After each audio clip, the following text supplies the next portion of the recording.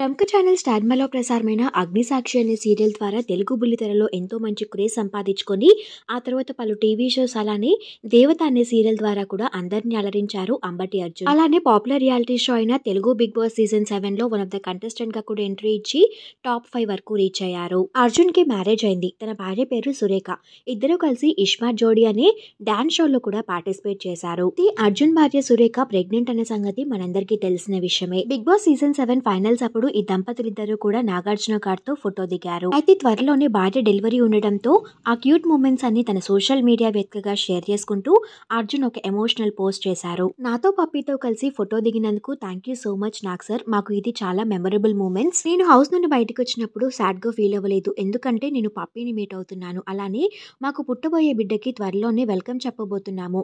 అందుకే నేను చాలా హ్యాపీగా ఫీల్ అయ్యాను అంటూ చెప్పుకొచ్చారు అంబటి అర్జున్. ఈ పోస్ట్ వైరల్ అవుతుంది.